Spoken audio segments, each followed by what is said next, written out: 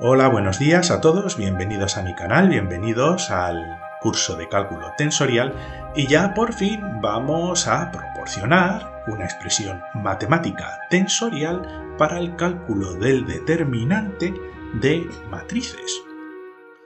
¿Y por qué? Bueno, pues ya lo explicamos en la lección anterior.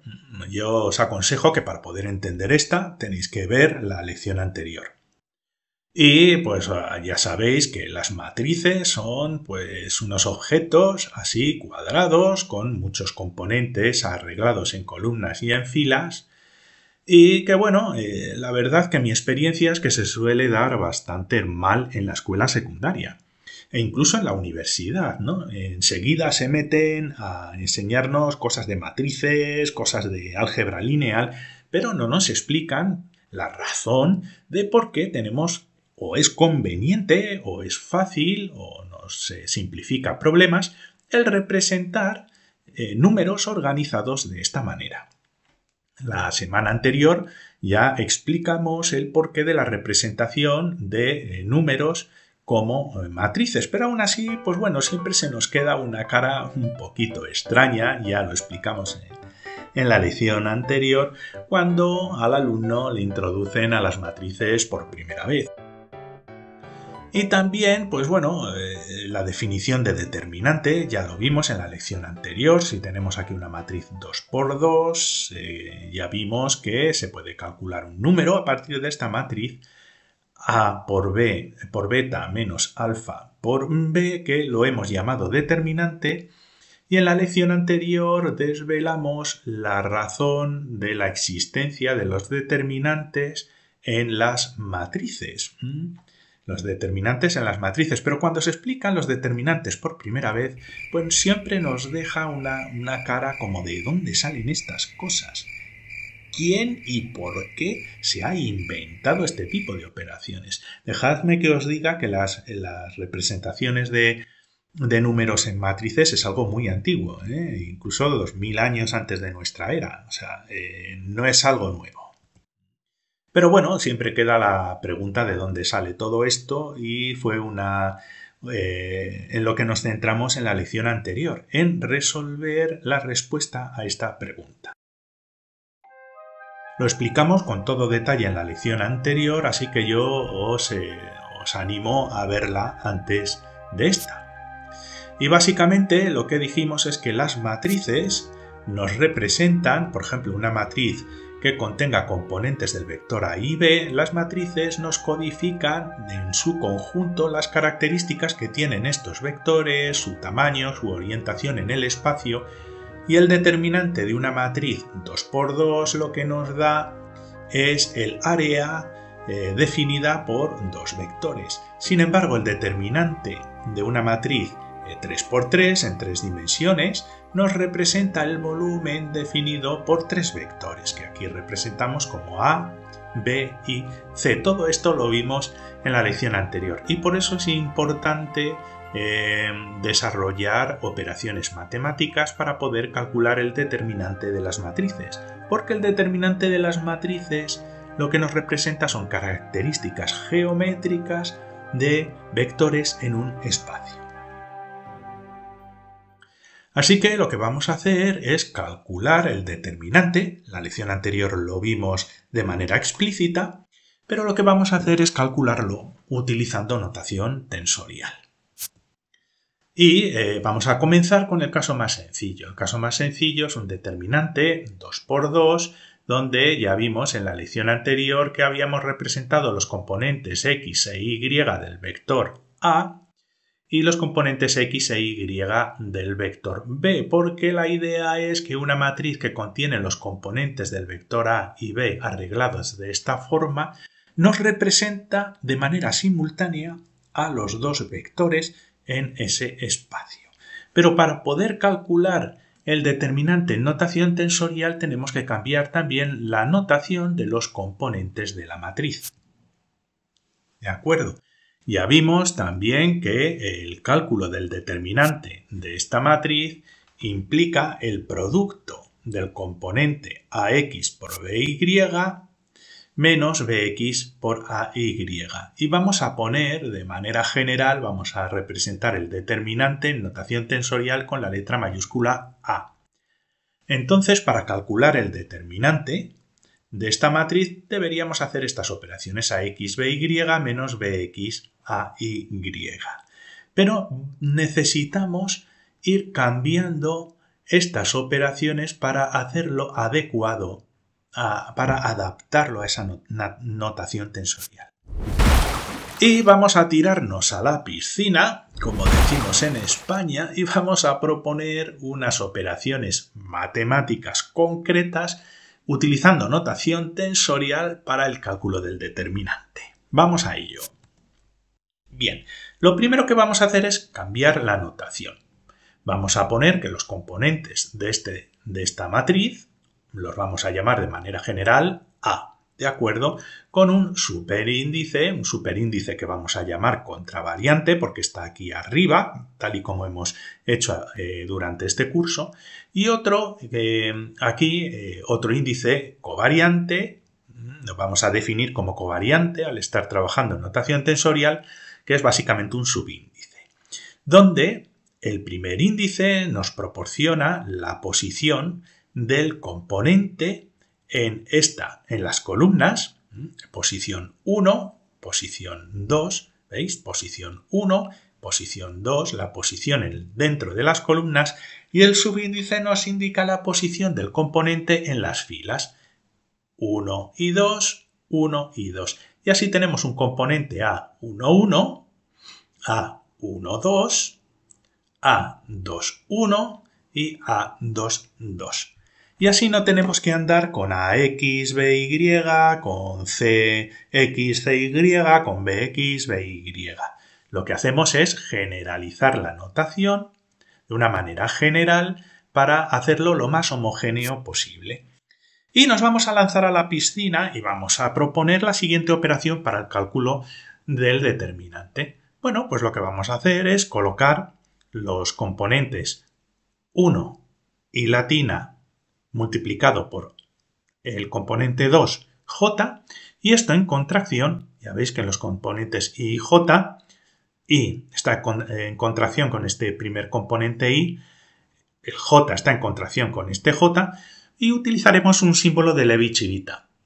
¿Por qué? Porque sabemos que esta segunda operación, A12 por A21, necesariamente tiene un signo negativo. Entonces vamos a proponer esta operación y comprobar si la aplicamos, si obtenemos como resultado el determinante de esta matriz. Y comenzamos de manera pues muy sencilla. ¿De acuerdo? Fijaos que aquí lo que vamos a hacer es, en primer lugar, vamos a desarrollar la contracción del primer término en I latina. ¿De acuerdo? Entonces colocamos esta I latina 1, 1, más 2, 2, como veis es este sumatorio, pero mantenemos el j sin desarrollar, ¿de acuerdo? J y j, j y j. Así que desarrollamos el primer índice. Como ya sabéis, esta contracción de índices implica un sumatorio sobre el índice I latina, 1 y 1, 2 y 2. Pero al colocar esto, como ya sabéis, en esta expresión de aquí, j ya no puede ser 1. ¿Por qué? Porque entonces el símbolo de Levi-Civita 1, 1 nos da 0 y nos desaparecería esa expresión. Y en este otro término, j no puede ser 2. ¿Por qué? Porque nos daría el símbolo de Levi-Civita como un 0 y nos anularía esta expresión. Por lo tanto, estos de aquí solo pueden adquirir un valor. ¿Y cuál es ese valor? Para calcular ese valor, aquí lo que hago, para que quede un poquito más claro, es ya desarrollar el sumatorio en j, como ya he dicho aquí, epsilon 1, 1 con el 1, epsilon 2, 2 con el 2. El segundo término lo dejamos sin tocar por el momento, pero esto es simplemente ilustrativo para que veáis que como aquí tendremos un epsilon 1, 1, esto se nos va a desaparecer y el único término que nos queda superviviente es este, donde los dos índices en el símbolo de Levi-Civita son diferentes. Y lo colocamos. Pues A1, A11, A22 y el símbolo de Levi-Civita, que era epsilon 1, 2, pues nos vale el número 1. ¿De acuerdo? Tal y como lo vimos en las lecciones anteriores. Si esto suena chino, de verdad tenéis que visualizar las lecciones anteriores porque es importante para aprender cada concepto paso a paso. Y lo que hacemos es ahora, el segundo término, pues desarrollamos el sumatorio en J, que como ya hemos dicho antes, J no va a poder ser 2 porque nos lo anula, pero de todos modos lo desarrollamos. Y ponemos los dos términos que salen del sumatorio en J. Por lo tanto, tenemos 1, 1 más 2 y 2. Este de aquí se nos va a anular porque epsilon 2, 2 nos va a dar un 0. Pero en este caso, epsilon 2, 1 nos va a dar el valor menos 1, porque tenemos aquí el 2 seguido del 1. Si fuera 1, 2 tendríamos el valor 1. Como es 2, 1, es anticonmutativo, el símbolo de Levi-Civita 2, 1 va a valer menos 1. Por lo tanto, este desaparece y nos deja que el resultado de desarrollar esta operación con los sumatorios en I y en J nos da A1, 1, A2, 2, A1, 1 por A2, 2 menos A1, 2 por A2, 1, que no es otra cosa más que el determinante de la matriz. Por lo tanto funciona y nuestro lanzamiento a la piscina pues ha salido bien y podemos decir que una contracción entre el producto de los componentes de la matriz de esta manera en los índices I y J con el símbolo de Levi-Civita nos da como resultado el determinante. Pero claro, esto es en dos dimensiones. También funciona si lo ampliamos a tres dimensiones. Lo que pasa es que la cantidad de productos y desarrollos se complica un poquito más. Pero en tres dimensiones, pues ya veis, tendríamos A1, 2 y 3, 1, 2 y 3, 1, 2 y 3 para las columnas y para las filas 1, 2 y 3, 1, 2 y 3, 1, 2 y 3. Y nos da una notación, como hemos visto antes, pero en tres dimensiones A1, 1, A1, 2, A1, 3, A2, 1, etcétera, etcétera. Entonces nos volvemos a lanzar a la piscina y podemos proponer la siguiente expresión para el determinante.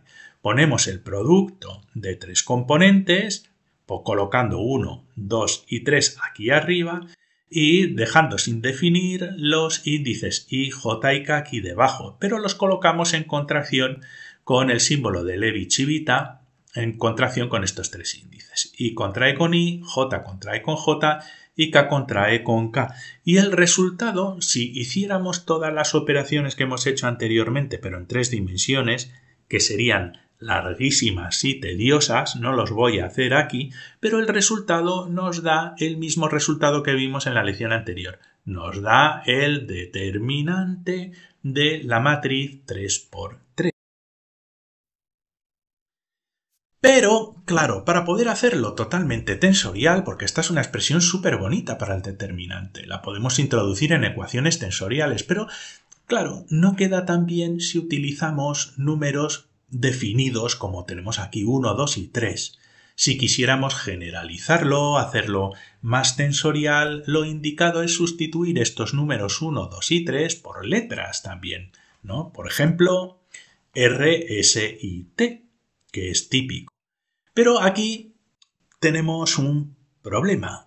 ¿Por qué? Porque si bien I, J y K están en contracción, R, S y T pues no lo están. Y lo que vamos a hacer es aprovechar una propiedad para tensorizar esta expresión.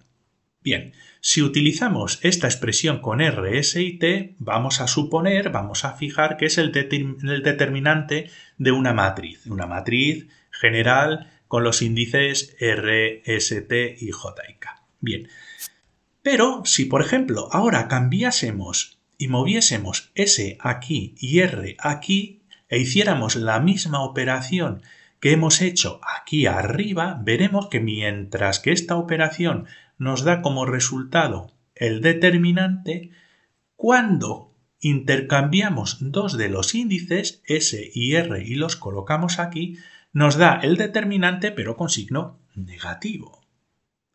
Y podemos aprovechar esta propiedad para generalizar la operación para que nos dé un determinante positivo o un determinante negativo dependiendo del orden en el que aparezcan estos índices. Y si hacemos lo siguiente, ¿de acuerdo? Si al determinante le multiplicamos por otro símbolo de Levi-Civita, esta vez R, S y T, si aplicamos estas operaciones nos va a cumplir las propiedades que os he enseñado anteriormente. Nos va a dar un determinante positivo en RST y nos va a dar un determinante negativo si intercambiamos las posiciones de S con R o de T con R, ¿de acuerdo? Entonces, esta operación ya es una operación totalmente tensorial. Fijaos, I, J y K desaparecen por contracción. Estos se simplifican más o menos tal y como lo hemos interpretado durante el curso de cálculo tensorial y nos dejan libres los índices R, S y T que también aparece en la parte izquierda de nuestra ecuación R, S y T. Por lo tanto, tenemos aquí una equivalencia de índices donde R, S y T sobreviven en la parte izquierda. Es una ecuación totalmente tensorial, pero aún así nos gustaría despejar el determinante A y no tener símbolos de Levi-Civita por todos los sitios. Así que vamos a ver qué podemos hacer. La idea es hacerlo bonito, el poder despejar el determinante y tener una expresión explícita para el determinante de esa matriz 3×3. Pues vamos a ver qué es lo que podemos hacer. Y tal y como se hace en cálculo tensorial, lo que podemos hacer si queremos eliminar este símbolo de Levi-Civita es contraerlo con él mismo. Pero si lo introducimos en la parte izquierda, también lo tenemos que introducir aquí en la parte derecha.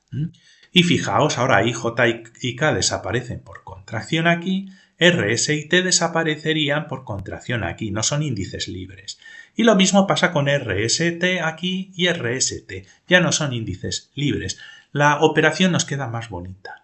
Y tal y como vimos en las lecciones anteriores, os recuerdo que para poder entender cada una de estas lecciones tenéis que haber visualizado en las lecciones anteriores. Sabemos que la contracción entre dos índices, entre dos símbolos de Levi-Civita en sus tres índices, como son tres índices, nos va a dar como resultado un 3 factorial. 3 por 2, 6, básicamente, ¿vale? Pero para hacerlo más matemático ponemos un 3 factorial aquí. Y ahora, fijaos, tenemos esta contracción, esta operación entre símbolos de Levi-Civita con tres índices que no están en contracción, I, J, K, R, S, T. Y tal como hemos aprendido en las lecciones anteriores, podemos se define esta operación con un símbolo de Levi-Civita de 6 índices.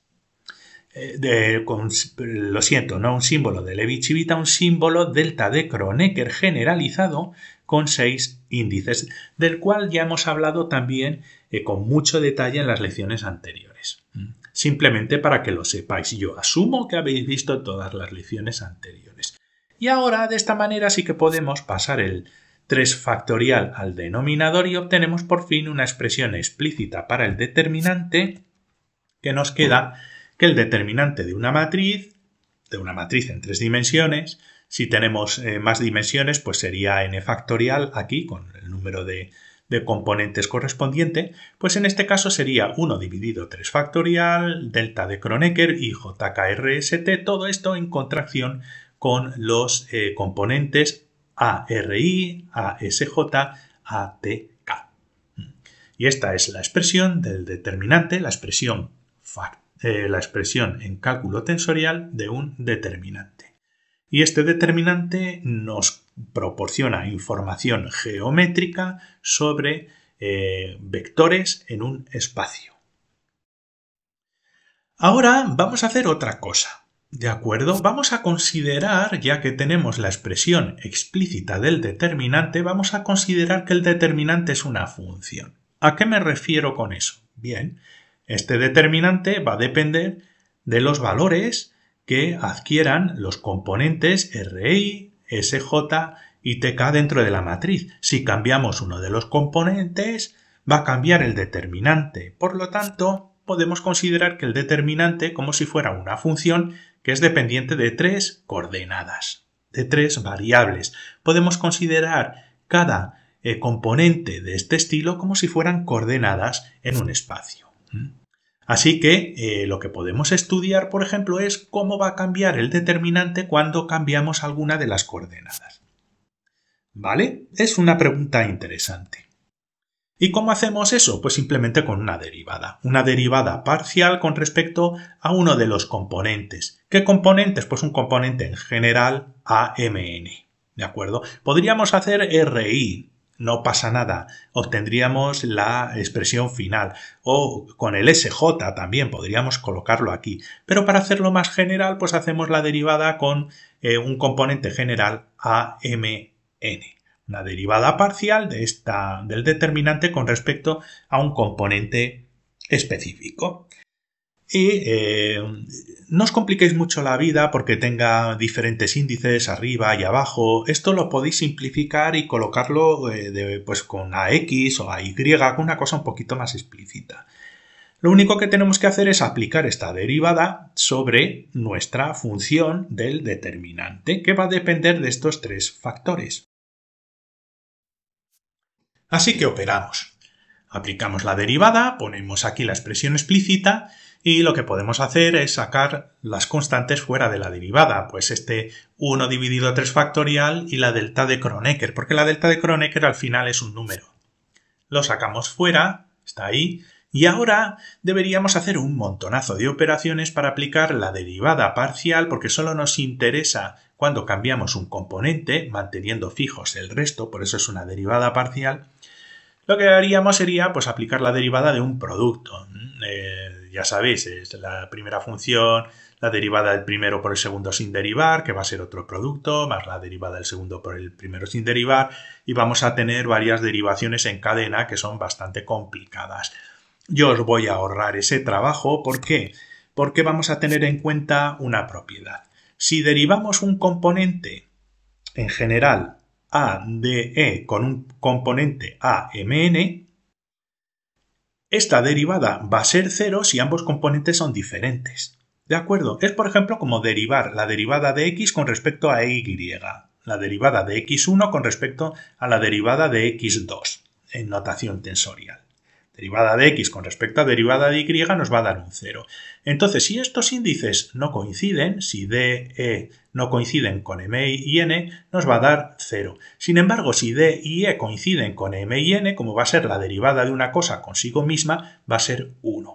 Entonces, si desarrollamos todas las operaciones que son un rollo y aplicamos esta regla que hay aquí, el resultado final es que la derivada del determinante con respecto al componente AMN va a ser 1 dividido 2 factorial, porque durante este procedimiento se nos van a ir perdiendo factoriales, y nos desaparece uno de los componentes, que es como si lo hubiéramos derivado y nos da derivada 1, donde nos queda contracciones J y K, S y T con nuestra delta de Kronecker y nos deja libres un N y un M que corresponden con M y N aquí. Pero claro, fijaos que como están en el denominador, aquí el M sería covariante y el N sería contravariante porque están en el denominador, aunque M esté aquí arriba y N esté aquí abajo en el componente. Y entonces obtenemos una operación que es que es esta, ya está. E incluso podemos simplificarlo aún más. Podemos definir esta derivada parcial de A con respecto a un componente M y N como en notación tensorial, por simplificar, con el A, con el N aquí arriba y el M aquí abajo. ¿Por qué? Porque están en el denominador. Esto ya lo hemos visto a lo largo del curso. Es una manera simplificada de indicar esta operación de derivación. ¿De acuerdo? ¿Por qué? Porque nos va a generar una especie de tensor. A, N, M, que va a depender de estos índices que hay aquí. Y obtenemos pues una función de cambio, un estudio de cambio del determinante, ¿de acuerdo? Podemos cambiar entre M y N, pues podemos poner I y R para que nos quede IJKRST, no tiene nada del otro mundo. Si cambiamos el N que teníamos aquí arriba por un I, lo cambiamos en la izquierda y en la derecha, no cambia nada. El R también lo cambiamos y no cambia nada y nos da esto. Y a esto se llama cofactor. ¿De acuerdo? Y los cofactores pues son muy importantes muchas veces en geometría cuando queremos estudiar pues, cambios de volúmenes, cambios de áreas y cosas de ese estilo, cuando estamos cambiando pues, componentes de un vector o cosas de ese estilo. Son bastante importantes en geometría diferencial y se le llama cofactor de una matriz. Todo esto tiene su importancia, ¿de acuerdo? ¿Por qué? Porque también esta es otra propiedad importante, todas estas operaciones son muy importantes, pero también vamos a ver una propiedad también interesante. Vamos a partir del símbolo de Levi-Civita, algo que no hemos hecho durante el curso, con los índices contravariantes y J y K. Y si fuera un tensor, diríamos, vamos a bajar los índices del símbolo de Levi-Civita. ¿Qué utilizamos en cálculo tensorial para bajar índices? Contracciones con el tensor métrico, ¿de acuerdo? Entonces, este tensor métrico de aquí contraería con el I y nos bajaría proporcionándonos el índice R aquí abajo, ¿ves? Este I se simplifica con este I y el tensor métrico nos deja el símbolo R aquí. Lo mismo pasaría con la contracción aquí en J. J con J se nos simplifica y nos deja un símbolo S aquí debajo. Y lo mismo con la contracción K y K. Nos deja un símbolo, un índice T aquí debajo. Y podríamos decir, bueno, esta ecuación que hay aquí de bajada de índices es una ecuación que hemos hecho hasta la extenuación en nuestro curso de cálculo tensorial, ¿verdad? Lo hemos hecho sin ningún problema, con vectores, con otro tipo de tensores, subidas y bajadas de índices. Pero si os habéis fijado en esta lección, esta contracción entre el símbolo de Levi-Civita con índices con los componentes de un tensor, de una matriz, esto de aquí es la definición de determinante. Por lo tanto, el resultado de esta operación realmente no es el símbolo de Civita, el símbolo de Levi-Civita con los dos índices aquí debajo, no, es el determinante. Es el determinante, en este caso, del tensor métrico, de la matriz que genera el tensor métrico. Que el determinante también lo podemos representar como det, con dos barritas y aquí el nombre del tensor que ponemos aquí. Aquí a veces se pone dos puntitos para indicar que es el tensor métrico, pero lo podemos representar así de esta manera. Por lo tanto, no podemos bajar directamente los índices de un símbolo de Levi-Civita tan simplemente como con contracciones con el tensor métrico, porque el resultado nos da un número que no es ni 1, ni -1, ni 0, es un determinante. Por lo tanto, hay que corregir esta bajada de índices de esta manera. Tenemos que bajar el índice, sí, nos va a proporcionar un símbolo de Levi-Civita con los índices aquí abajo, pero que va multiplicado por el determinante del tensor métrico. ¿Por qué? Porque el resultado no va a ser ni 1, ni -1, ni 0, va a ser menos el determinante, más el determinante o 0. Por lo tanto, tenemos que colocar nuestro símbolo de Levi-Civita aquí, pero multiplicado por el determinante del tensor métrico.